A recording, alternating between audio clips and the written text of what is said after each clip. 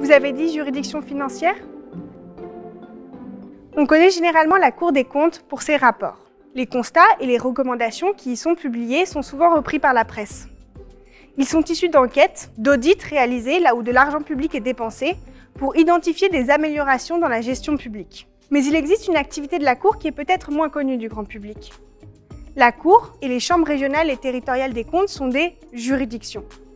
C'est-à-dire qu'elles sont composées de magistrates et de magistrats qui peuvent mettre en cause la responsabilité d'agents publics pour des irrégularités de gestion, tenir des audiences publiques, la Cour,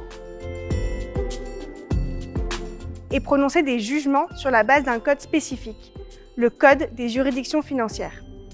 Cela veut aussi dire que les procédures répondent aux principes généraux de la justice. Les procédures sont donc contradictoires. Autrement dit, les parties ont connaissance de tous les éléments du dossier et peuvent répondre à ce qui leur est opposé. C'est un droit et c'est une garantie pour les justiciables. Il y a un autre principe important en matière de justice. Les juridictions financières sont indépendantes. Elles définissent librement leur programme de contrôle et elles adoptent librement leurs conclusions. Leurs magistrates et magistrats sont inamovibles. Cette fonction de juge n'est pas récente. C'est même historiquement la première mission de la Cour et des chambres qui l'ont précédée sous l'Ancien Régime. Même si, bien sûr, les choses ont beaucoup évolué au cours du temps, en particulier pour ce qui est de l'indépendance. Mais les juridictions financières sont des juridictions d'un type particulier. Elles ne font pas partie de l'ordre judiciaire, qui est celui de la justice pénale et des juridictions civiles. Ce sont des juridictions administratives. Pourquoi est-ce si important?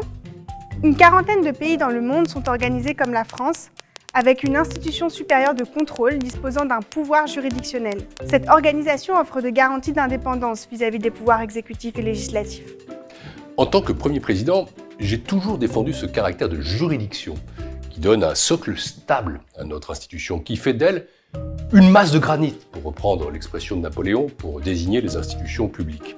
C'est ce qui fait d'elle une vigie de la transparence et de la bonne gestion, un repère de confiance pour les citoyens. C'est sur ce socle que les missions de la Cour se sont étendues et que l'institution a pris une ampleur nouvelle pour jouer un rôle décisif dans le débat public. Pour en savoir plus sur cette fonction de juge qui est aujourd'hui en pleine réforme, rendez-vous dans les prochains jours avec une nouvelle vidéo.